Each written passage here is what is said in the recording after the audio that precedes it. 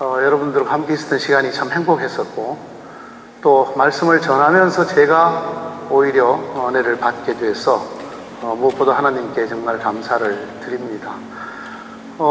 해외 생활, 저는 독일에 살지는 않았지만 일본에서 살아보면 참 쉽지 않은 생활이 해외 생활이죠.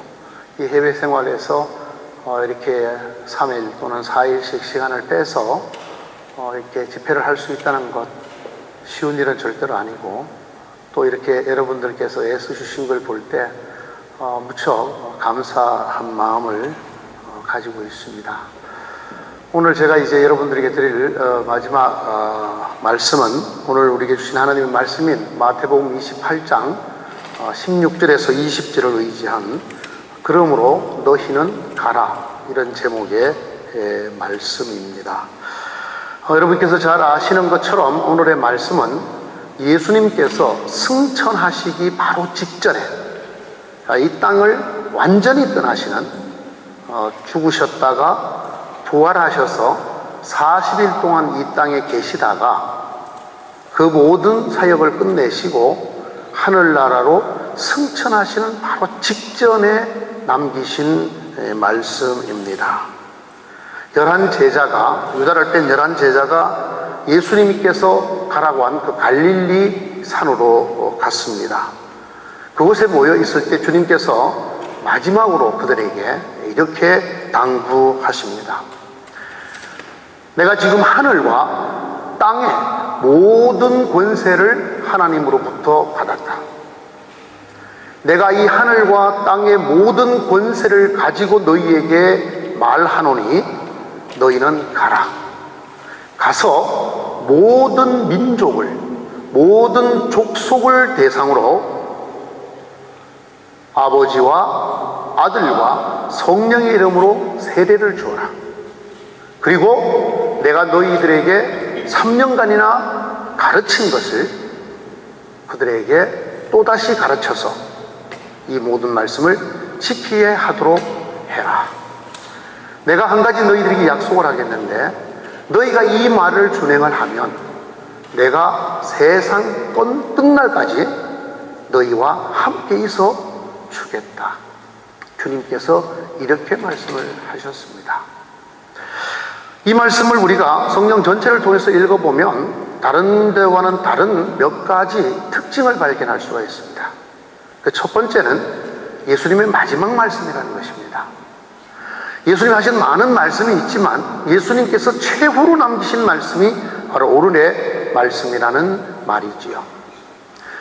사람은 시간과 공간의 지배를 받는 존재이기 때문에 언제 어디서 말을 하느냐에 따라서 같은 말도 무게가 달라지고, 또 그렇기 때문에 내가 무슨 말을 하려고 할 때는 시간과 공간을 따라서 내 심중에 있는 말을 달리하게 됩니다.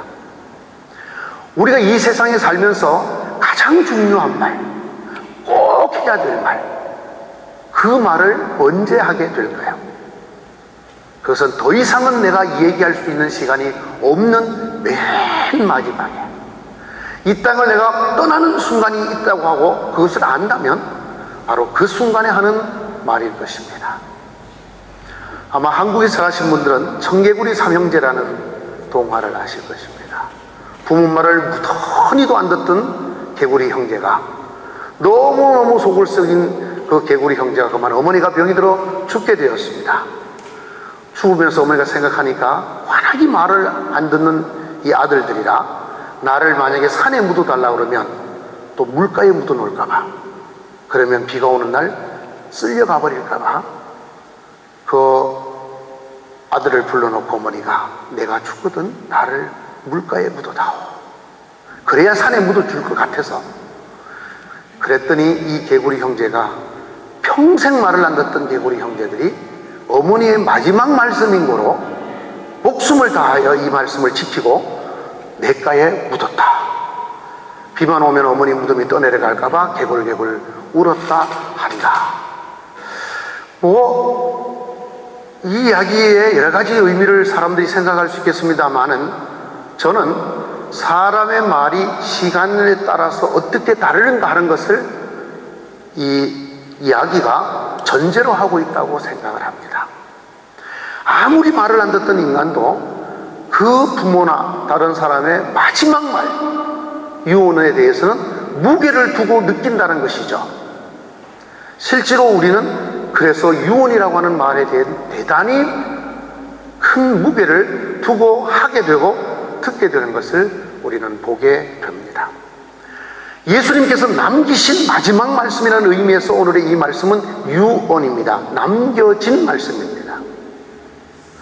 이 말씀 속에 예수님이 일생 동안 가르치셨던 그 모든 이야기의 핵심이 또는 정점이 들어있음에 분명할 것입니다. 이제 더는 제자들에게 말씀을 할 기회가 없습니다. 이 땅을 떠나는 맨 마지막에 제자들에게 남기는 말씀이 오늘의 말씀이라는 뜻입니다. 이 정도만 해도 이 말씀이 갖고 있는 무게를 우리가 짐작할 수 있습니다. 그런데 그것만 가지고는 부족하셨는지 예수님께서 내가 지금부터 하는 말은 하늘과 땅의 모든 권세를 쥔 사람의 말이다 라고 앞자리를 깔고 이 말씀을 시작을 하십니다. 하늘과 땅의 모든 권세라는 이 말은 사실 같은 말을 두 번 하고 있는 것입니다. 하늘과 땅이라는 것은 동양이나 서양이나 예전이나 지금이나 전부라는 것을 표현할 때 꼭 그렇게 말을 합니다. 하나님께서 태초에 그 하늘과 그 땅을 지었다. 성경 창세기 1장 1절은 이렇게 기록했습니다. 이 말은 하나님께서 모든 것을 지었다라는 표현입니다. 어느덧 저도 결혼 생활이 30년을 접어들고 있는데요. 결혼 초부터 혹독한 훈련을 저희 아내로부터 받았습니다. 어떤 상태에 있었든지 저희 아내가 저한테 느닷없이 다음과 같이 물으면 저는 지체하지 말고 즉시 답을 해야 됐습니다. 나 사랑해? 이렇게 물으면 그럼 사랑하고 말고 자다가도 벌떡 일어나서 제가 그렇게 말을 했습니다. 그러면 그 다음에 따라오는 질문이 있습니다. 얼마만큼? 제 대답이 뭐였을 것 같습니까? 네? 저하고 비슷하게 사는 남자들이 좀 있군요. 저의 대답은 하늘만큼 땅만큼. 네, 이게 전부라는 뜻이죠. 우리 인간이 표현할 수 있는 그 부피 전체를 말할 때 우리가 하늘만큼 땅만큼 또는 하늘과 땅, 주님께서 하늘과 땅에 거기다가 이게 하늘과 땅이 전부잖아요. 그런데 또 모든 이라는 단어를 한 번 더 쓰셔서 하늘과 땅의 모든 권세를 내게 주셨다. 여러분, 이건 다니엘서 7장 14절의 예언을 인용하시는 문구입니다. 마지막 날에 하나님께서 인자에게 하늘과 땅의 모든 권세를 주실 것이다 라는 그 예언을 주님께서 오늘 성취되었다고 선포하십니다. 하나님이 예언하신 마지막 날에 그 인자에게 하늘과 땅의 모든 권세를 주시리라 하셨는데, 내가 오늘 이제 드디어 그 인자가 되었노라. 내가 십자가를 지고 죽었다가 부활함으로 하늘과 땅의 모든 권세를 내가 하나님으로부터 이미 받았다. 이제부터 내가 하는 말은 너희의 스승이었던, 너희의 때로는 빵을 먹여주고 너희의 발을 씻혀주던, 너희에게 안수를 하고 파송을 하던 단지 너희의 스승이 아니라 하늘과 땅의 권세의 모든 것을 가진 왕 중의 왕이고 권세 중의 권세자로서 내가 너희에게 명령한다. 여러분, 이건 예수님께서 평소에 하시던 말에 비하면 그 무게가 엄청나다는 사실을 알 수 있습니다. 이 말씀은 곧 하늘의 권세와 땅의 권세, 인간에게 부여될 수 있고 상상할 수 있는 모든 권세를 쥔 그런 존재가 우리 피조물에게 하는 명령이라는 것을 알 수가 있습니다. 오늘 이 말씀 끝에 주님께서 약속을 하나 덧붙이셨습니다. 볼지어다 내가 세상 끝날까지 너희와 항상 함께 있으리라. 혹시 여러분 마태복음을 잘 아시는 분은 이 구절이 마태복음 제일 첫머리도 나온다는 사실을 발견할 수 있습니다. 그 이름을 임마누엘이라 하리니 이는 하나님이 우리와 함께 계시다 함이러라. 임마누엘, 하나님이 피조물인 인간과 함께 있는 사건이 예수님의 탄생이라는 것을 알리는 마태복음 1장의 말씀입니다. 이 땅에 태어난 예수님이 이미 하나님이 인간과 함께 있는 임마누엘입니다. 그러나 예수님은 이제 승천하십니다. 그러면 그 예수님의 승천과 더불어 하나님이 우리와 함께 하시는 사건은 종료될 수밖에 없습니다. 그런데 예수님은 이 종료될 수밖에 없는 임마누엘, 하나님이 인간과 함께 있어 준다라고 하는 이 엄청난 사건을 연장하고 계십니다. 어떻게? 볼지어다. 두고 보아라. Behold. 볼지어다. 내가 너희와 세상 끝날까지, 지금 내가 승천을 하는 걸로 끝나는 것이 아니라 지금부터 세상 끝날까지 너희와 임마누엘 하겠다. 너희와 항상 함께 하겠다고 약속을 합니다. 하나님이 인간에게 명령하실 때에는 조건이 필요가 사실은 없습니다. 나 하나님이 말한다. 너희는 이렇게 해라. 이것만으로 충분한 거예요. 한 나라의 임금이, 한 나라의 황제가 백성에게 얘기할 때 그 자체로, 명령 자체로 족한 것입니다. 하늘과 땅의 권세를 가진 신 예수 그리스도가 우리에게 당부하시거나 명령하시는 순간에 약속을 하나 하십니다. 너희가 이 명령을 지키면 내가 임마누엘 해주겠다. 너희와 영원히 함께 있어 주겠다고 약속을 합니다. 하나님께서 마지막으로 예수를 통해서 하시는 말씀을 성도들이 무게감 있게 받아들이지 혹시 못할까봐, 하늘과 땅의 권세를 가지고 무겁게 얘기를 해도 이것조차 가볍게 들을까봐, 하나님의 명령이어서가 아니라 예수님의 마지막 말씀이어서가 아니라 너희가 그토록 사모하는 하나님이 나와 함께 하기를 원하는 그 축복을 위해서라도 이 말은 지켜라. 주님께서 적어도 3가지 이상의 강조를 하면서 이 말씀을 하고 있는 것이라는 것을 우리가 성경을 통해서 잘 알 수가 있습니다. 도대체 예수님이 무슨 말씀을 남기길래 이렇게나 어마어마한 장치를 갖추어서 꼭 너희가 이걸 지켜야 된다, 나의 마지막 명령일 뿐 아니라 하늘과 땅의 모든 권세로 하는 명령일 뿐 아니라 이 명령에는 영원히 너희와 내가 함께 있어 주겠다는 축복이 붙어있는 약속이라고까지 우리에게 신신당부를 하시면서 꼭 지키라고 하신 말씀은 도대체 무슨 말씀일까요? 너희는 가서 모든 족속을 제자로 삼아라 라는 말입니다. 너희는 가서 모든 족속을 제자로 삼아라. 제자로 삼아서 2가지를 해라. 그 제자가 아직까지 나를 믿지 않는 제자이거들랑 나를 믿게 하여 예수 그리스도가 죽으시고 부활하셔서 너희에게 영원한 생명을 주셨다라고 전하여 그것을 믿거들랑 삼위일체 하나님의 이름으로 세례를 주어라. 그리고 세례를 받은 사람은 그것이 끝이 아니다. 그 세례를 받은 제자는 내가 너희에게 분부했던 그 수많은 말들을 그때부터 다시 가르쳐서 그 말씀이 그의 삶이 되게 해라. 그 말씀을 지키도록 해라 라고 명령하셨습니다. 2가지.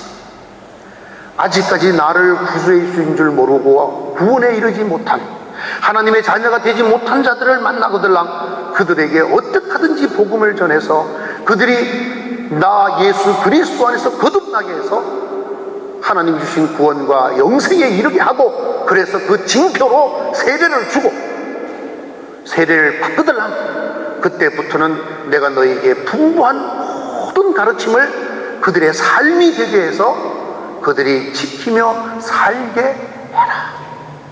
이 둘을 다 합쳐서 모든 족속을 제자로 만드는 것이다. 모든 족속을 제자로 만들어라. 여기 쓰여진 제자라는 글자는 우리 한글로는 제자라고 번역했습니다만 영어로 번역하면 student, 학생으로 삼아라라는 글자입니다. 모든 민족, 모든 족속을 학생을 만들어서 가르쳐라는 것입니다. 주님을 모르거들랑 주님을 알게 가르치고, 주님을 믿고 세례를 받게 되거들랑 그 말씀을 지키도록 가르쳐라. 주님께서 모든 족속을 학생으로 삼아라는 말씀을 하셨습니다.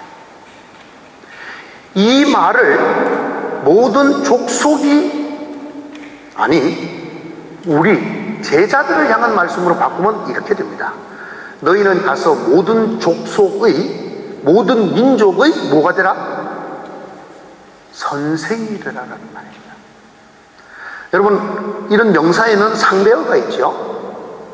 상대어가 있습니다. 아내면 남편, 자녀면 부모, 상대어가 있습니다. 학생의 상대어가 뭘까요? 선생입니다. 신약 성경에는 선생이라는 글자가 굉장히 많이 나옵니다. 디다스칼로스라고 하는 헬라어가 곧 선생이라는 글자입니다. 사실은 이 글자는 예수님이 이 땅에 계시던 3년 동안에 사람들이 예수님을 부를 때 쓰던 호칭이었습니다. 선한 선생님. 히브리 말로는 랍비 또는 랍본이라고 부르고, 이것을 헬라어로는 디다스칼로스, 선생님, 영어로는 티처라는 글자입니다. 물론 이것의 상대어는 학생입니다. 스튜던트라고 번역되는 이 학생, 헬라어 본문은 마데테스라는 글자를 쓰고 있는데 정확하게 학생이라는 글자입니다. 예수님께서 이 땅을 떠나면서 마지막으로 내가 너희에게 부탁한다. 내가 하늘과 땅의 권세를 가지고 너희에게 부탁한다. 내가 너희들에게 영원히 함께 있어주겠다는 약속으로 부탁한다. 제발 너희는 가서 모든 족속을 대상으로 선생이 되어라. 모든 족속의 선생이 되어서 그 모든 족속을 학생으로 만들어 가르쳐라. 여러분, 학생과 선생이 하는 일을 교육이라고 합니다. 학생과 선생의 관계로서 마주 앉아서 하는 일을 우리는 교육이라고 부릅니다. 그러므로 오늘 이 말씀을 바꾸면 이렇게 됩니다. 너희는 모든 민족, 모든 족속을 대상으로 교육을 하여라.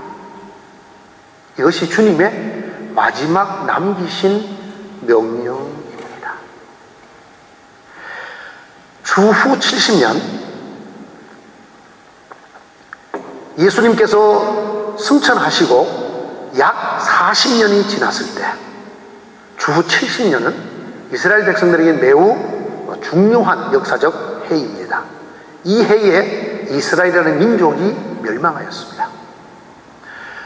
오랜 세월 동안 주전 722년부터 이스라엘은 북쪽 남쪽으로 나눠진 상태에서 멸망을 했었습니다. 아시리아, 페르시아, 바벨론에게 점령을 당하여 속국으로 살았습니다. 그러다가 드디어 그리스 그리고 로마로 넘어오는 대제국의 속국이 되어서 살았습니다. 그러나 그들이 속국으로 있었던 내내 그들은 민족의 정체성을 잃은 적이 없습니다. 왜냐하면 자기 땅에 살았고 자기 나라들의 말을 했고 자기 문화를 지킬 수가 있었고 자기들의 종교를 지킬 수 있었습니다. 고대 점령 국가들은 그것을 허락을 해 주었습니다. 그런데 무슨 망령이 들었는지 이스라엘이 점령당했던 나라들 중에 최강대국인 로마 제국을 상대로 이스라엘이 독립전쟁을 그것도 3번이나 일으켰습니다. 그 마지막 전쟁이 주후 66년에 터졌습니다. 아주 조그마한 나라가 이스라엘입니다. 우리나라의 남한의 절반도 되지 않는 작은 나라가 이스라엘인데 유독 이 나라만은 로마를 하면서 계속 독립전쟁을 일으키는데 군대를 파견해도 금방 제압이 되지를 않았습니다. 이 일에 너무나 화가 치민 로마 황제는 자기가 가장 총애하던 백전노장 대장군이었던 티투스 장군을 불러서 가서 이스라엘을 멸망시켜라 하고 군대를 줘서 보내게 됩니다. 주후 70년 드디어 예루살렘을 제외한 전 이스라엘을 점령한 티투스 장군은 예루살렘 성곽을 로마 군대로 완전 포위를 하고 항복을 하든지 안에서 다 굶어 죽든지 장기전에 돌입했습니다. 완전히 이들을 멸절시켜버리려고, 이 땅의 씨앗을 없애버리려고 마지막 전투를 포위를 한 채로 기다리고 있었습니다. 이때 그 예루살렘 성 안에 이스라엘 백성은 두 파로 나눠지게 됩니다. 끝까지 싸우다가 다 죽어버리자 라고 하는 강경파와 문을 열고 항복을 하고 우리의 목숨을 부지하고 우리의 후일을 도모하자는 온건파로 나눠졌습니다. 강경파는 자체 군대를 만들어 예루살렘 성문마다 배치를 했습니다. 바깥을 지키는 게 아니라 안쪽에 온건파가 문을 열어줄까봐, 문을 열고 항복을 할까봐 자기 동족을 감시하기로 하였습니다. 이때 당시 이스라엘의 온건파 지도자는 이스라엘 전 역사를 통해서 3대 랍비라고 초항을 받는 요하난 벤 자카이라고 하는 랍비였습니다. 삭개오의 아들 요한이라고 하는 요하난 벤 자카이라고 하는 이 랍비가 자기 민족의 멸망을 눈앞에 보게 되었습니다. 그는 하나님께 기도합니다. 하나님, 어떻게 하면 이 정말 태풍 앞에 등불과 같은 우리 민족의 운명을 구할 수 있겠습니까? 어떻게 하면 이 전쟁에서는 진다 하더라도 하나님의 백성인 이스라엘이 영원히 이 땅에 살아남을 수가 있겠습니까? 그는 하나님께 깊은 기도를 합니다. 그러던 어느 날 이스라엘 성내에서 그 절체절명의 전쟁 중에 소문이 퍼져나갑니다. 우리의 대랍비인 요하난 벤 자카이가 중병에 들었다는 것입니다. 온건파 지도자들이 속속 문병을 갑니다. 문병을 하고 돌아가는 지도자들마다 얼굴이 흑색입니다. 이 위중한 때에 우리 선생님이 죽게 생겼다는 것입니다. 아니나 다를까 며칠이 지나자 요하난 벤 자카이가 죽었다라는 소문이 납니다. 이스라엘의 율례를 따라 통곡을 하는 기간이 지나고 심각한 문제에 봉착했습니다. 이 선생님의 시체를 어떻게 할 것인가? 보통 사람들 같으면 전쟁 중이기도 하거니와 성곽과 성곽 사이에 시체 버리는 곳에 사도 바울이 너무 많이 맞아 죽은 줄 알고 버렸던 그런 곳 있지 않습니까? 그곳에 내다 버릴 텐데 이 사람은 대랍비였습니다. 거기다 이 랍비는 유언을 남기고 죽었습니다. 나의 시체를 예루살렘 성 바깥에다가 매장을 하여다, 묻어다.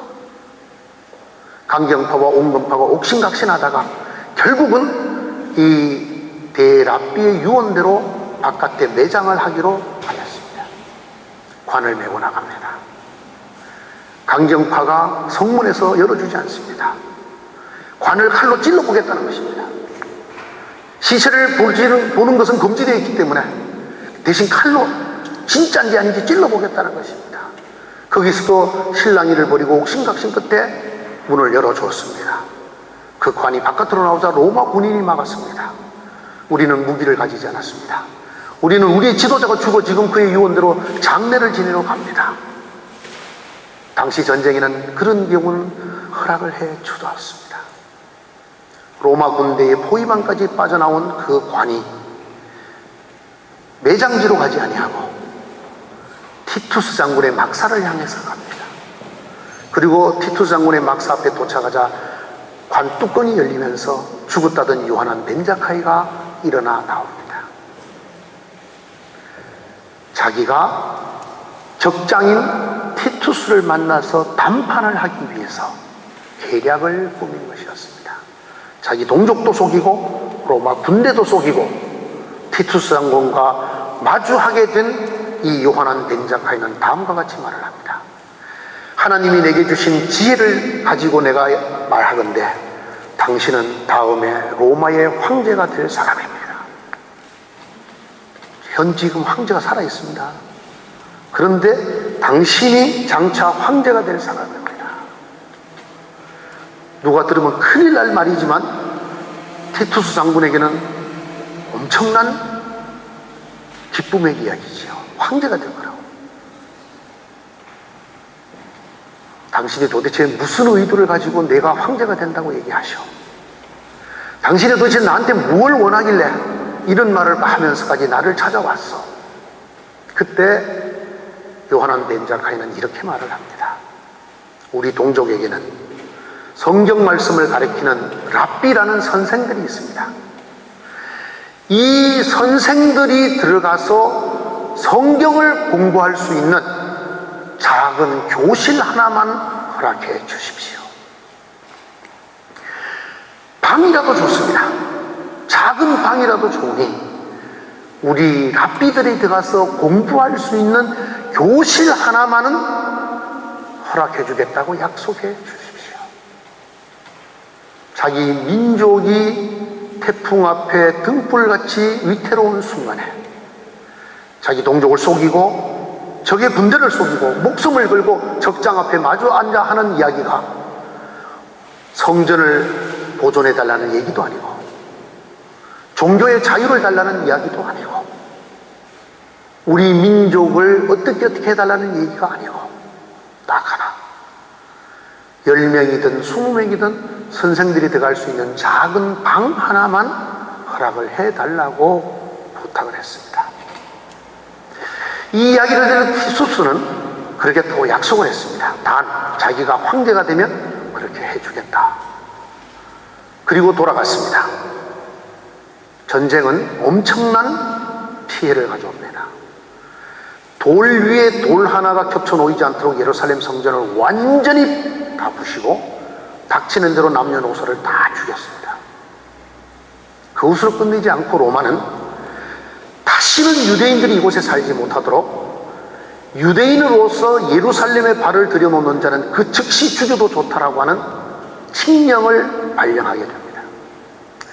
그뿐만 아니라 이 역사 속에서 이 땅이 유대인들과 관계된 땅이었다는 것을 완전히 지워버리려고 그 땅의 이름을 바꾸는데 이스라엘 백성이 제일 싫어했던 민족이 블레셋이라는 민족이었습니다. 그래서 그 땅의 이름을 블레셋 사람들의 땅이라는 뜻의 팔레스티나라고 이름을 바꾸어서 지금도 우리가 그곳을 팔레스틴이라고 부르고 있습니다. 이때가 이스라엘이 멸망한 때입니다.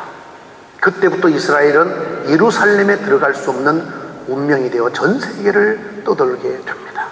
역사 속에 이스라엘 나라가 완전히 없어져 버렸습니다. 그로부터 20년이 지납니다. 로마로 돌아가서 요하난 벤자카이의 예언대로 황제가 된 이가 있었는데 그가 티투스 베스파시아누스 황제입니다. 베스파시안이라고 불려요. 이 황제가 됩니다. 이 황제는 약속을 지켰습니다. 랍비 학교를 하나 허락을 했는데 그러나 이스라엘 백성이 예루살렘에 들어갈 수가 없기 때문에 예루살렘이 아닌 지방에 있는 조그마한 도시 이스라엘의 중서부 해안도시 지중해 쪽에 있는 조그마한 얌미아라고 하는 곳에 랍비 학교를 허락해 줬습니다. 물론 그곳에는 어떤 쇠붙이도 가지고 들어가지 못합니다. 혹시라도 무기를 만들까봐. 그곳에서 모여서 랍비들이 20년간 무언가를 연구하게 됩니다. 그것은 그때까지 사람들 입으로 전해져 오고 조그마한 쪽지로 전해져 오던 하나님의 말씀을 20년간 모아서 우리 민족이 세계 어디에 있든지 반드시 지켜야 될 하나님의 말씀을 결정하게 됩니다. 그것이 오늘날 우리가 구약 성경이라고 부르는 성경책입니다. 그 사람들은 타나크라고 부릅니다. 토라, 느비힘, 케투빔의 약자를 따서 타나크라고 부르는 구약 성경을 얌미아 랍비 학교에서 20년간의 연구 끝에 그들이 결정하게 되는데 주후 90년 얌미아 랍비 대회의가 열립니다. 이곳에서 이스라엘 민족은 소위 경전을 가지게 됩니다. 우리 기독교와 관련된 것 하나 결정이 났는데요. 이후로 제사를 드리거나 또는 회당에서 예배를 드릴 때마다 기독교인을 저주하는 기도를 하도록 결정한 회의도 바로 이 얌리아 회의였습니다. 세월이 흘러갑니다. 90년이 900년이 됩니다. 900년이 1500년이 되고 1500년이 1700년, 1800년이 됩니다. 이스라엘도 없어졌고 이스라엘을 멸망시켰던 로마도 없어졌습니다. 서기 1948년 역사 속에서 이스라엘이라는 나라가 사라진 지 1878년 만에 이스라엘 땅에서는 다음과 같은 라디오 방송이 나오게 됩니다. 1948년 5월 14일 오후 4시 이스라엘 땅, 즉 팔레스타인 곳곳에 흩어져 있던 65만 명의 유대인들은 그들을 그곳에 다시 끌어모은 그들의 지도자 벤구리온 수상으로부터 다음과 같은 선언을 듣게 됩니다. 이스라엘 땅은 유대인의 탄생지입니다. 여기서 우리는 최초로 국가를 만들었고 책 중에 책인 성경을 세계에 전했습니다. 강제로 추방된 이후에도 이 땅에 돌아와 정치적 자유의 회복을 기도했습니다. 우리는 이곳에 이스라엘이라는 유대인 국가가 설립되었음을 선포합니다. 한 나라가, 한 민족이 멸망을 한 지 1878년 만에 재건되는 인류 역사상 처음 있는 딱 한 번 있었던 역사적 사건이 이날 벌어졌습니다. 이 선언 이후에 태어난 나라가 오늘날 우리가 이스라엘이라고 부르는 나라입니다. 한 민족과 한 나라가 그 땅을 잃어버리고 완전히 전 세계로 흩어져 버렸음에도 불구하고 자기 민족의 정체성을 잃어버리지 아니하고 그들의 언어를 잃어버리지 아니하고 그들의 종교를 잃어버리지 아니하고 1000년이 지나고 800년이 지나고 다시 78년이 지난 다음에 그곳에 다시 모여서 옛 나라를 회복하는 인류 역사 가운데는 딱 한 번밖에 없는 사건을 벌리는 사람들이 유대인들입니다. 유대인들에게 묻습니다.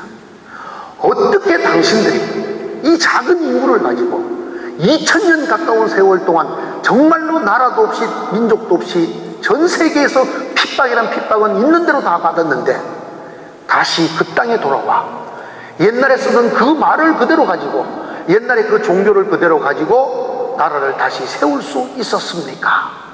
라고 물을 때 그들이 들려주는 두 가지가 있습니다. 하나가 요하난 벤자카이라는 랍비의 이야기를 들려줍니다. 그가 민족의 멸망을 앞두고 로마 장군 티투스와談판을 벌여서 랍비 학교를 만들었던 것, 그리고 또 하나는 신명기 6장 4절에서부터 9절의 말씀을 들려줍니다. 하나님께서 이스라엘 백성이 누구나 외워서 이것을 실천하게 만들었던 소위 쉐마라고 부르는, 들으라 이스라엘아, 이렇게 시작되는 그 내용 때문에 사람들이 쉐마라고 부르는 그 신명기 6장 4절로부터 9절의 말씀을 그들은 들려줍니다. 들으라 이스라엘아, 우리 하나님 여호와는 오직 하나인 여호와시니 너는 마음을 다하고 성품을 다하고 힘을 다하여 너희 하나님 여호와를 사랑하라. 오늘날 내가 네게 명하는 이 말씀을 너는 마음에 새기고 네 자녀에게 부지런히 가르치며 집에 앉았을 때이든지 길에 행할 때이든지 누웠을 때이든지 일어날 때이든지 이 말씀을 강론할 것이며 너는 또 그것을 내 손목에 메어 기호를 삼으며 네 미간에 붙여 표를 삼고 또 내 집 문설주와 바깥문에 기록할지니라. 들어라 이스라엘아, 샤마 이스라엘. 그래서 이 말씀을 쉐마라고 하는 이스라엘의 교육 대헌장이라고 불리는 이 명령을 우리 민족이 어디에 있든지 지켰기 때문이다라고 말을 합니다. 대한민국과 이스라엘이 수교를 하고 최초로 우리나라의 대사로 구임하는 사람은 아셸 라임이라고 하는 이스라엘의 박사였습니다. 이 아셸 라임이 책을 한 권 냈습니다. IQ 100의 천재, IQ 150의 바보라는 책입니다. 책은 이런 것입니다. 유대인은 IQ 100으로만 태어나도 천재가 된다. 그러나 다른 민족은 IQ 150으로 태어나도 바보가 된다. 이유는 유대인들과 다른 민족의 교육이 다르기 때문이다. 유대인이 된 것은 이스라엘의 교육 때문이다 라는 것을 썼습니다. 이스라엘 백성들에게 물었습니다. 당신들이 어떻게 해서 2000년 만에 정체성을 잊어버리지 않고 언어도 잊어버리지 않고 종교도 잊어버리지 않고 나라를 다시 세울 수 있었습니까? 물을 때 그들이 하는 말은 랍비 학교와 신명기 이 쉐마를 우리가 지켰기 때문입니다. 이 역사는 우리에게 이와 같이 말합니다. 한 공동체의 운명은 그들이 갖고 있던 군사력이나 경제력이나 외교력이 아니라 그들이 시키는 교육에 좌우된다는 것입니다. 왜 예수 그리스도께서 이 땅을 떠나는 맨 마지막 순간에 하늘과 땅의 모든 권세를 가지고 내가 너희와 항상 있어 주겠다는 약속까지 하면서 모든 족속으로 제자를 삼으라고 하는가? 예수님 친히 이 땅에 계시는 3년 동안의 선생이시기 때문입니다. 예수님 이 땅에 랍비, 디다스 칼로스로 살으셨습니다. 너희가 나를 선생이라 또는 주라 하니 너희 말이 옳도다. 요한복음 13장 13절에 사신 예수 그리스도의 말씀입니다. 예수님의 자기 정체감은 선생님이었습니다. 하늘의 말씀을 전해주는 선생님이었습니다. 하늘 아버지의 말씀을 우리에게 가르쳐주는 선생이었습니다. 사람들은 예수님을 선생님이라고 불렀습니다. 예수님을 따르는 무리를 제자라고 불러 학생이라고 불렀습니다.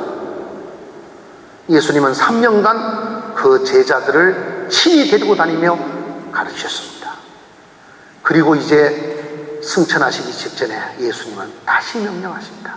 내가 너희를 제자 삼아 가르쳤던 것처럼 너희도 모든 족속을 제자로 삼아 가르치려거라. 이 일을 하는 너희와 내가 세상 끝날까지 항상 함께 있어 주겠다라는 것입니다.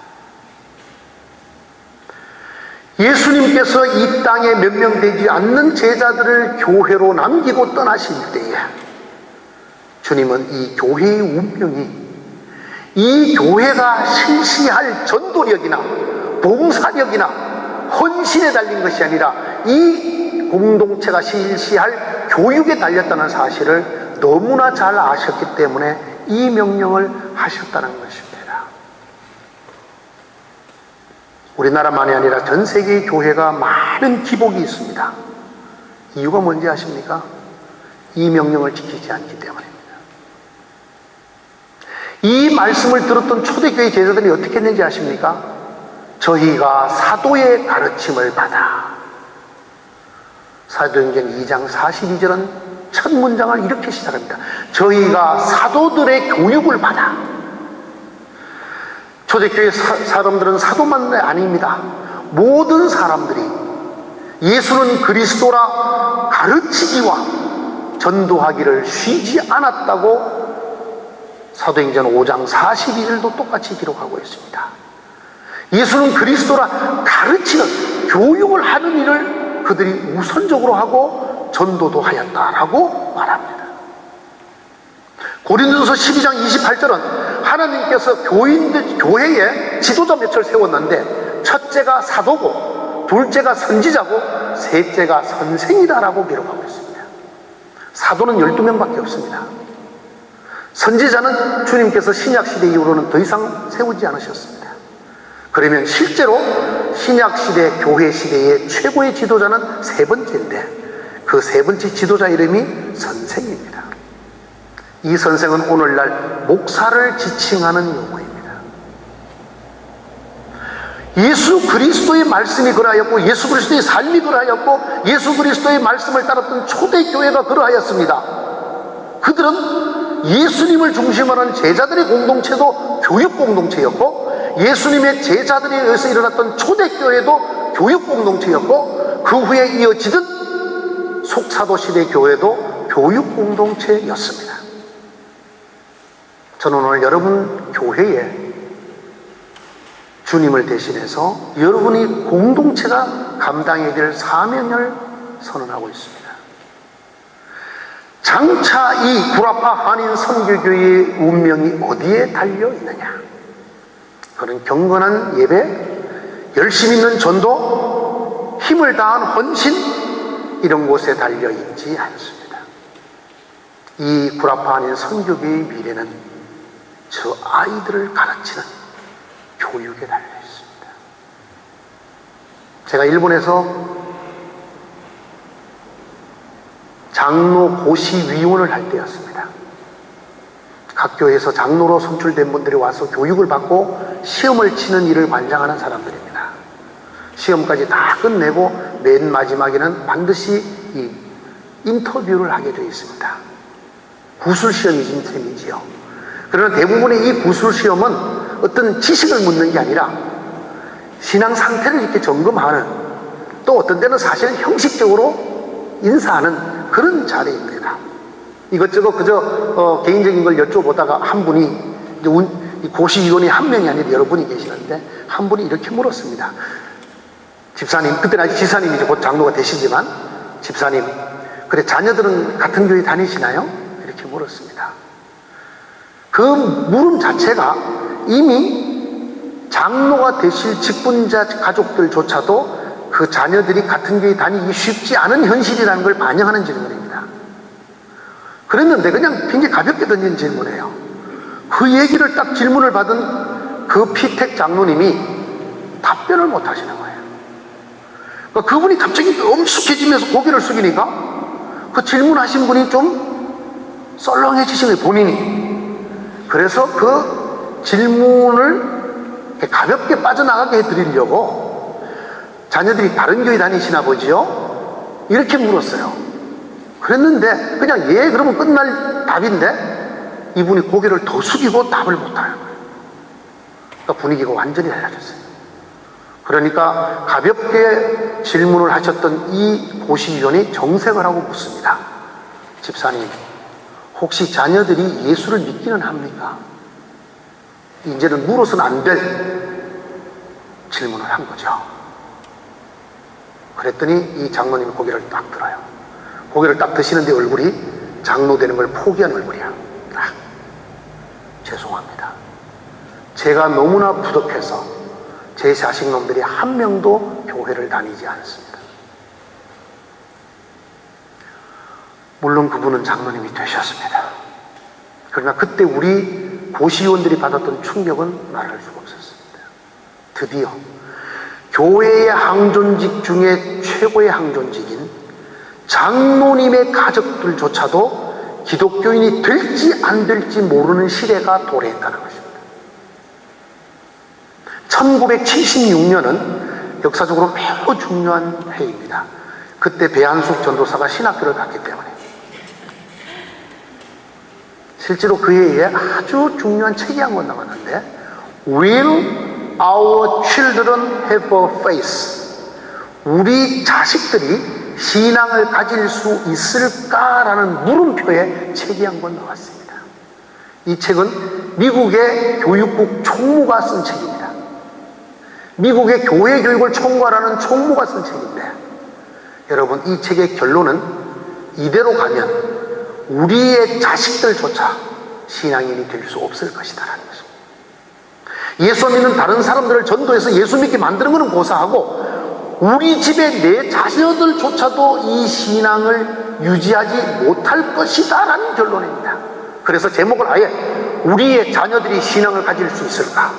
우리 자식들이 신앙을 가질 수 있을까라고 물었습니다. 여러분, 오늘 우리 한국교회에 한번 물어봅시다. 아니, 우리 한인들의 교회, 아니, 우리 구라파 한인 선교교회에 한번 정직하게 물어봅시다. 우리의 자녀들이 신앙인이 될 수 있을까? 우리가 우리의 자녀를 넘어 다른 사람들의 자녀, 주님을 모르는 사람들의 자녀까지 전도해서 주의 자녀로 삼는 것 자체하고 그것 다 그만두고라도 우리 자녀들만큼이라도 그리스도인이 될 수 있을까? 한국은 전혀 아닙니다. 제가 섬겼던 교회에 당시에 장년이 2,500명에서 3,000명 모이는 교회였습니다. 그때 제가 주일만 그 교회를 섬기는 교육 목사를 하고 있었는데, 주간에는 총회 교육부에서 일을 하고, 그때 제가 받은 학생이 약 한 80명 정도 되는, 어른이 2,500에서 300명 모였는데 고등부가 80명밖에 되지 않습니다. 그 교회에 집사님들의 자녀만 다 나와도 수백 명이 돼야 되는데 달랑 80명이 나옵니다. 하나님의 은혜를 부어주셔서 어찌어찌 하다 보니까 그 학생이 200명 가까이 늘어났습니다. 교회에서는 너무나 큰 부흥의 은혜를 받았다고 감사하면서 덩달아 제가 으쓱해졌어요. 제가 그때쯤 일본의 선교사로 떠났습니다. 제가 10년의 선교사를 마치고 돌아왔더니 그때 학생들이 다 중고등부 선생을 하고 있습니다. 그들 중에 저를 기억하고 제가 돌아온 걸 아는 아이들이 저에게 연락이 왔어요. 목사님, 저희가 예전에 목사님 모시고 수련회를 가듯이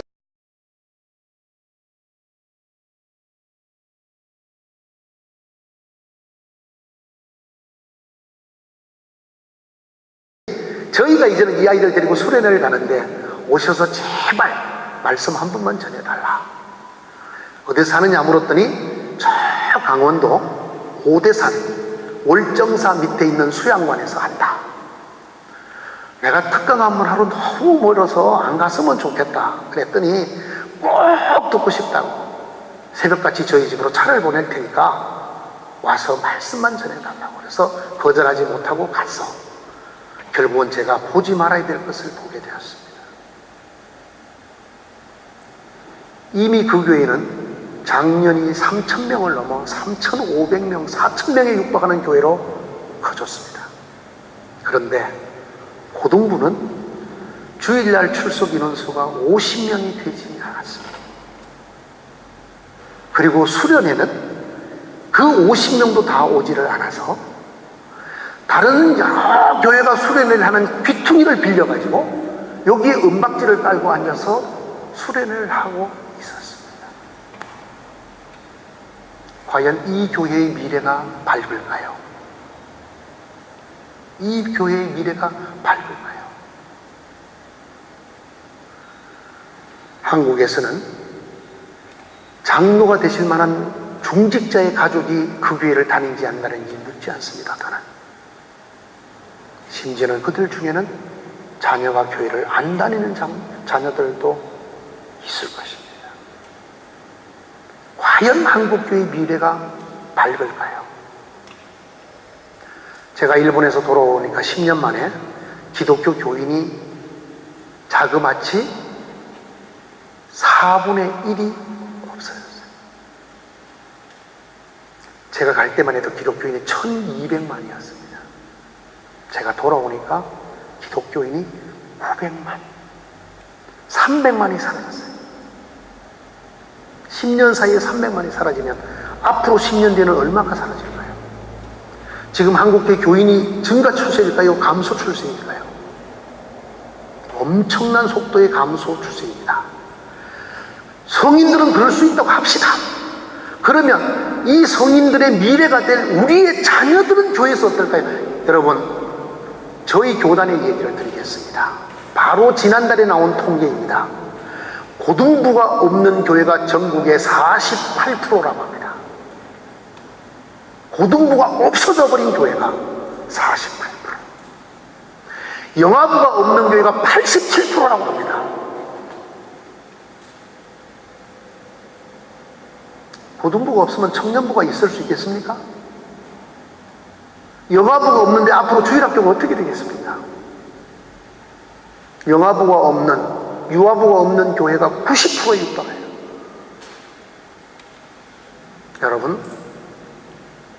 여러분이 정말 눈물과 정말 모든 수고를 다 기울여서 죽으면 죽으리라는 신앙으로 세운 이 구라파 한인 선교교회가 37년 뒤에도 이렇게 모이는 교회가 될 수 있을까요? 아니, 우리가 바라고 믿기는 이거보다 훨씬, 송 목사님께서 또 여러분들께서 이 교회를 훨씬 더 부흥시키리라 저는 믿어 의심치 않지만 지금 일반적인 한국교회의 현상을 들어서 설명을 하자면, 우선 간단하게 여러분 평가할 수 있는 방법이 있는데, 여러분의 자녀는 이 교회에 다 나오고 있나요? 여러분의 자녀는 전부 여러분의 신앙을 그대로 간직한 그리스도의 성도요, 하나님의 자녀들인가요? 그 아이들에게 이 신실한 아이들의 믿음을 보고 이 교회를 맡겨도 되겠는가요? 여러분, 왜 예수님께서 이 명령을 하셨는지를 생각하셔야 합니다. 오죽하면 맨 마지막에 승천하기 직전에 하늘과 땅의 모든 권세를 배경에 깔고 내가 너희와 항상 있어 주겠다는 축복의 약속까지 더불어 못해서 모든 족속으로 제자를 삼아라, 모든 족속의 선생이 되어라, 너희는 모든 족속과 더불어 교육을 하여라 라고 명령을 하셨을까요? 중요합니다. 한 공동체의 미래는, 한 공동체의 운명은 교육에 달려 있습니다. 우리가 오늘날도 흔히 쓰는 스파르타식 교육, 고대 그리스의 도시국가들끼리 전쟁에서 져야만 마땅할 조그마한 도시국가 스파르타가 전쟁에서 승리를 하고 난 다음에 그 비결을 연구했더니 그들의 교육이, 그들의 자녀 교육이 다른 도시국가와는 달랐다. 그래서 인구가 적었던 그 스파르타가 전쟁에서 이길 수 있었더라. 그것이 오늘까지도 전해져서 스파르타식 교육이라고 말을 합니다.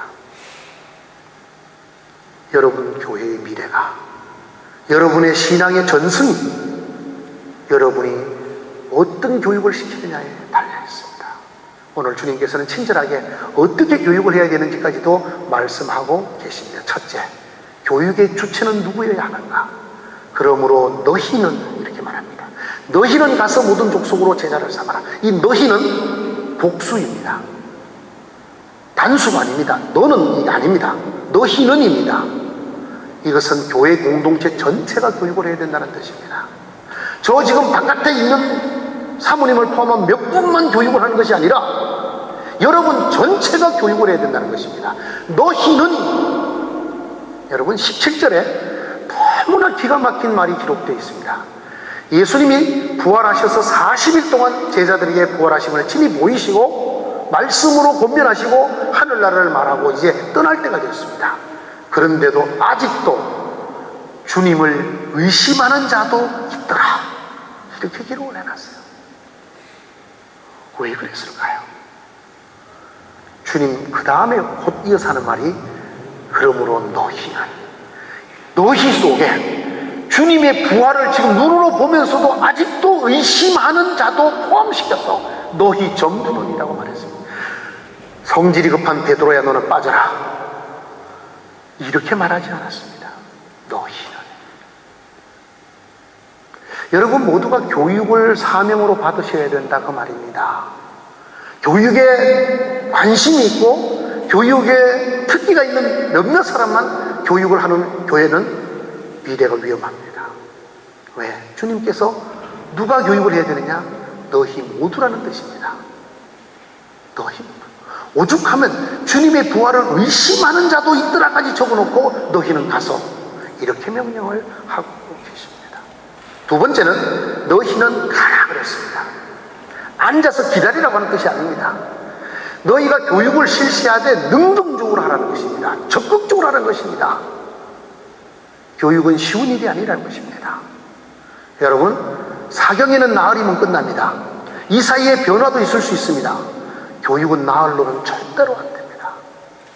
때로는 몇 년이 걸리고 몇십 년이 걸립니다. 저 아이들이 여러분처럼 되어서 봉사를 하고 헌금을 하는 날이 오려면 사실 그때까지 들어간 돈을 다 뽑을 수도 없어요. 경제적으로 말하면 남지 않는 장사입니다. 그러나 그런 오랜 세월 동안 그들을 주의 훈계로 가르치고 주의 말씀으로 가르치고 하지 아니하면 그들은 그리스도의 자녀로 자라지 못하게 됩니다. 어른이 되어서 예수를 믿는 것과 어린 날부터 말씀으로 자라는 사람은 전혀 다른 부류의 사람이 됩니다. 오늘 한국교회 대부분의 당회를 들여다보면 딱 회사의 이사회 같습니다. 목사님은 대표이사인데 그 창립자가 아닌, 개척을 하신 목사님은 창립하신 대표이사시고, 그러지 않은 목사님들은 월급 사장 이사시고, 장로님들은 이사들이십니다. 성경에는 분명히 예수님께서 으뜸이 되고자 하는 자는 섬기는 자가 되어야 된다, 다스리고자 하는 자는 섬기는 자가 되어야 된다고 하지만, 우리 한국교회 당회는 교인을 섬기지 않습니다. 불행하게도 그들은 결정을 할 뿐입니다. 지시를 할 뿐입니다. 섬기지 않습니다. 감히 당회가 결정을 했는데 라는 말을 아주 쉽게 씁니다. 이것이야말로 주님의 말씀과 정면으로 위배가 되는 줄 그들은 모릅니다. 당회가 결정했다. 여러분, 이건 회사에서 하는 말입니다. 이사회의 결정이다. 모든 사원들은 여기를 따라야 된다. 그러나 교회 공통체는 주님이 그렇게 만들지 않았습니다. 인자가 온 것은 섬김을 받으려 함이 아니요 섬기려 하고. 여러분, 항상 이랬던 건 아닙니다. 한국교회 초대교회 장로님들은 오늘날 우리들보다 학력도 부족하시고 성경 지식도 부족하셨지만 정말로 교인들을 섬기는 장로님들이었습니다. 그랬기 때문에 한국교회가 존경을 받으면서 부흥할 수가 있었습니다. 여러분, 신문이나 매스컴을 통해 보시지요. 지금 한국교회에 존경받는 교회가 있던가요?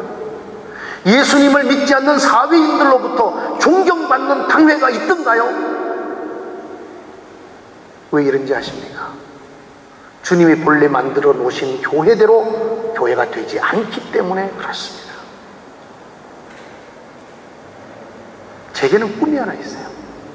그게 무슨 꿈이냐면, 당회가 주일마다 성경 공부를 하는 당회 주일학교, 장년부 주일학교, 안수 집사 주일학교. 왜 주일날 교육은 아이들만 해야 됩니까? 주님 분명히 모든 족속으로 제자를 삼으라 그랬거든요. 모든 족속은 예수 안 믿는 저 모든 민족을 말하는 것뿐만 아니라 우리도 포함된다는 사실을 아셔야 돼요. 목사님, 왜 목사가 되고 나면은 다시는 교육을 안 받죠? 서양에서 안식년을 주는 게 괜히 쉬라고 주는 게 아닙니다. 우리도 또 학생으로 돌아가서 또 다른 스승에게 배워서 가르쳐야 합니다. 한국교회 목사는 한 번 안수를 받으면 다시는 공부를 안 합니다. 당회도 마찬가지입니다. 장로님이 되기 전까지 제일 열심히 공부를 하시고, 장로님이 되면 세월을 두고 점점 공부를 안 하시고, 마침내는 공부는 안 하시고 회의만 하신다고 합니다. 우리의 미래가 어떻게 될까요? 제가 꾸는 꿈은 그렇습니다. 여러분, 성경학교 흰 구름 뭉게뭉게 피는 하늘에. 왜 항상 여름 성경학교 되면 우리 어머님 아버님들은 부엌에서 밥만 해줄까요? 아이들만 성경학교를 할까요? 저는 어른들의 성경학교를 꿈꿉니다. 주일마다 유년부, 소년부, 초등부, 중등부처럼 안수 집사부, 권사부, 장로부가 성경학교로 생겨지는 날을 저는 꿈꿉니다. 왜냐하면 그것이야말로 모든 족속을 대상으로 하는 교육이기 때문입니다. 이런 일은 쉬운 일이 절대로 아닙니다. 그렇기 때문에 주님은 가라고 명령하시는 겁니다. 어떤 난관이 있어도 그걸 넘어서서 끝까지 능동적으로 적극적으로 가르치라는 것입니다. 교육은 그만큼 시간적으로도 현상적으로도 어려운 일이라는 것입니다. 그럼에도 불구하고 이 교육 밖에는 미래가 없다라는 것입니다.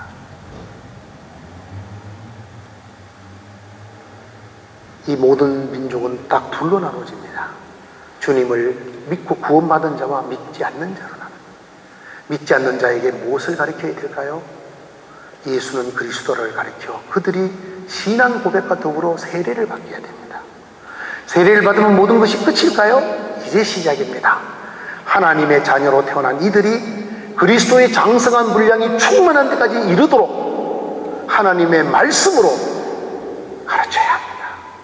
우리가 가르쳐야 하고 우리도 그 학생이 되어서 때로 배워야 합니다. 주님이 오늘 우리에게 하시는 말씀입니다. 너희 교회의 미래가 너희가 실시할 교육에 달렸다. 그러므로 너희는 가라. 가서 능동적으로 적극적으로 너희 모두가 힘을 합쳐서 부지런히 때를 얻든지 못 얻든지 가르쳐라. 가르쳐 세례를 주고 가르쳐 지키게 하여라. 제가 여러분들에게 무슨 말씀을 마지막으로 전할까? 이 공동체가 더욱 번영하고 더욱 하나님 안에서 은혜로 풍성하고 더 많은 생명이 넘치는 공동체가 되게 하는 주님의 말씀이 무엇일까? 오늘 제게 주신 이 말씀을 여러분들에게 드립니다. 하늘과 땅의 모든 권세를 주셨다. 그러므로 내가 너희들에게 말한다. 너희들은 나가서 모든 족속, 너희 스스로를 포함하는 이미 예수를 믿은 자를 포함하는 모든 족속으로 제자를 삼아라. 복음을 전하여 구원에 이르게 하고 구원을 받은 자는 그리스도의 장성한 분량이 충만한 데까지 이르도록 가르쳐라. 가르쳐 지키게 해라. 초대교회는 이 말씀대로 했습니다. 그래서 초대교회의 그 명성을 얻게 되고 그 엄청난 생명의 폭발이 일어났습니다. 초대교회로 돌아가야 될 우리의 많은 모습 중에 하나, 우리는 이 주님의 말씀대로 우리의 자녀들을 위해서 그리고 우리 스스로를 위해서 때로는 내가 선생이 되어 때로는 내가 학생이 되어 끊임없이 배우고 가르치는 공동체가 되시기를 축원합니다. 주님이 약속을 안 하셨어요. 그렇게만 하면 세상 끝날까지 항상 함께 있어 주시겠다고 말입니다. 여러분, 서울의 명성교회는 아주 큰 교회를 아시나요? 그 큰 교회는 주일학교 엑스포라는 걸 하는 교회입니다. 주일학교 엑스포, 주일학교 박람회를 해요. 대한민국에 있는 모든 주일학교 선수들을 다 불러들여서 각자들에게 다 부스를 줬어. 어떤 교육이 더 지금 개발되고 있고 어떤 교육이 성공적으로 이루어지고 있고 어떤 교육을 하면 더 좋을까를 서로 나누도록 주일학교 엑스포를 하는 교회입니다. 그 학교에는, 그 교회에는 주일학교 아이들이 새벽교회를 나옵니다. 아시겠습니까? 이런 교회가 희망이 있는 교회가 아니겠습니까? 이런 교회가 하나님의 말씀이 살아 흘러가는 교회가 아니겠습니까? 저도 여러분들이 그런 교회가 되기를 기도하겠습니다. 그리고 그런 교회가 되도록 꿈꾸겠습니다. 어쩌면 어른들은 머리가 좀 아프실지도 모르겠어요. 가르치기나 하기까지는 좋았는데 우리 보고 배우라 그러니까 그거는 참 좀 그렇지 모르겠어요. 저도 배우거든요. 저도 배웁니다. 제가 여러분들에게 좀 강하게 말씀드리는 이유는 오랫동안 잊어버리지 말라는 뜻입니다. 좀 더 심각하게 생각을 해서 좀 더 진지하게 받아들여 주기를 바라서 드리는 말. 왜냐하면 제가 여기서 매주 여러분을 가르치는 게 아니기 때문에 정말 그런 소문 듣기를 원합니다. 구라파 한인 선교교회가 어떻게 되었는지 저희가 인터넷에서 검색 순위 1위가 맨날 되는 그런 날이 오기를 주님의 이름으로 축원합니다. 기도합시다. 하나님, 우리를 우리보다 더 사랑하시는 하나님을 찬양합니다. 우리의 뜻이나 계획이나 우리의 능력이 아니라 오직 주님의 자비하심으로 오늘에 이르렀습니다. 이곳에 이르렀습니다. 하나님, 이 사경회가 주의 손안에 있었다고 감히 고백을 드립니다. 이제 마치려 합니다. 주님, 오늘까지 들은 모든 말씀 위에 이제는 우리가 마지막으로 우리에게 주어진 사명을 아멘으로 받게 하여 주옵소서. 우리가 받아야 될 은혜와 모든 것 더하여 이제는 우리가 행하고 나아가야 될 사명을 받게 하여 주옵소서. 그러므로 너희는 가서 너희를 포함한 모든 족속을 제자로 삼아 아버지와 아들과 성령의 이름으로 세례를 주고 내가 너에게 분부한 모든 것을 가르쳐 지키게 하라. 두고 보아라. 내가 이 일을 하는 너희와 세상 끝날까지 항상 함께 있을 것이다. 오 주님, 이 말씀이 그대로 이루어지는 이 교회가 되게 하시고 온 성도가 되게 하여 주옵소서. 예수님 이름으로 기도드리옵나이다. 아멘.